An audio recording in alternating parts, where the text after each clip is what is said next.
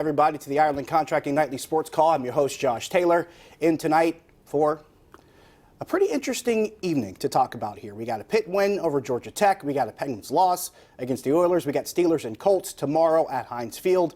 So much to dissect between all those games. So let's start with the Steelers. Of course, roster move they made today. They promote Tony Brooks-James, the running back, off the practice squad, which means they had to make some space for him on the roster. And to do that, they waived wide receiver Dante Moncrief. And I am one of those people before this season, I was a Dante Moncrief guy.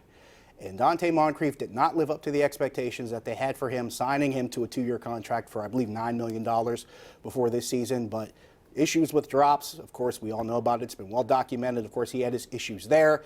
So they had to move on from him and try to do something different. And now they're stuck with the guys that are left over. And now, not to mention the fact you're dealing with some issues with the running back position.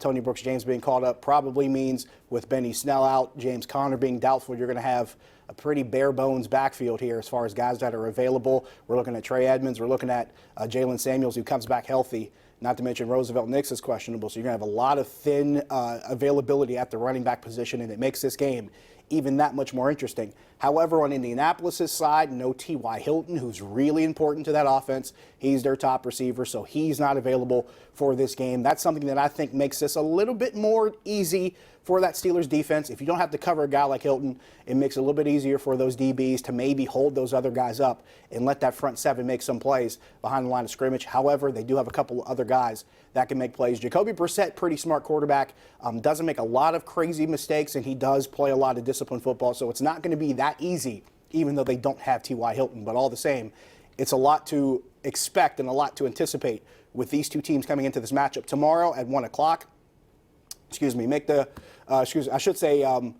Join us over on KDKA for pregame coverage starting at 11:30. And, of course, after the game, make the switch over to here for the Extra Point. In this special edition of the Nightly Sports Call, we will have everything covered as far as your pregame, during the game on KDKA, and then your postgame coverage right here on Pittsburgh CW. So plenty of football in store for tomorrow. Let's get to Pitt on the road at Georgia Tech. This was a game where they scored enough points to win.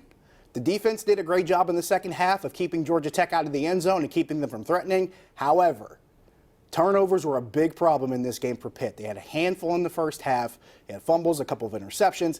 Those became, they became moot towards the end of the game because the defense was able to keep Georgia Tech out of the end zone over and over again, although the one fumble did result in a touchdown on a long pass on the very next play. So for Pitt, I give an A to the defense. I think they did everything they could to secure a win in this game. Gave up only 10 points on the road, which is, believe it or not easy to do in college football. They played well enough to win the game. The offense, we've talked about this for a while now.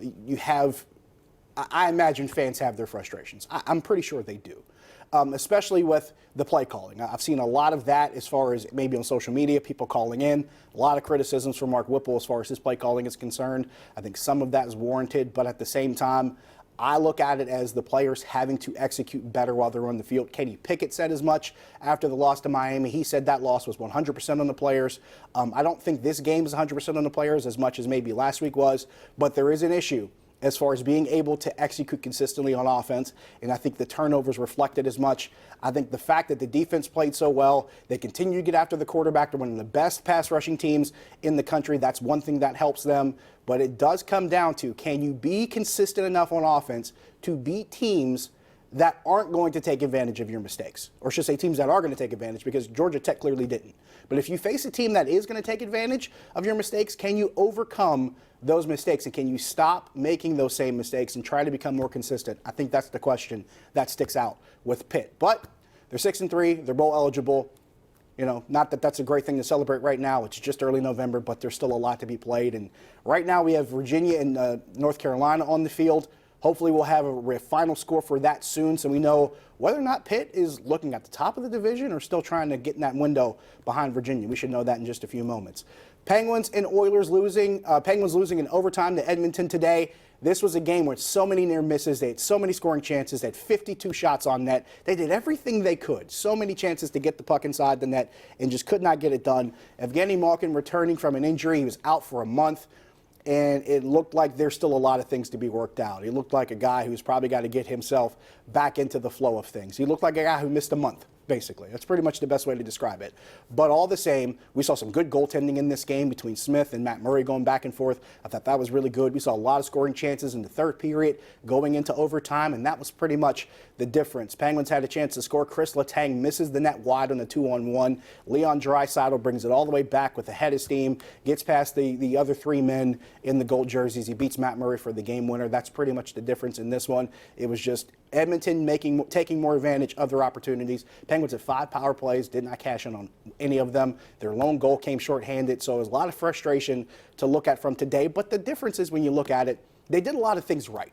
Offensively, they had a lot of shot opportunities. They had a lot of scoring chances. Jake Gensel had a chance in front of the net on a power play to deflect one, and it literally just trickled and sailed right over the goal mouth. I think that's the second time that's happened in a couple weeks. It happened to Patrick Hornquist not too long ago. So when you don't get those bounces, it seems like, you know, the lack of results might reflect a lack of effort, but I don't think that's the case here. I think it really just was them not getting the breaks that they needed. 412-575-2600 on the Borders and Borders hotline. Give us a call or give me a shout on Twitter at Josh Taylor HD. See you in a few. The Ireland Contracting Nightly Sports Call is brought to you by Ireland Contracting, putting new roofs on Pittsburgh homes for over 25 years. Call Ireland Contracting at 1-800-NEW-ROOF.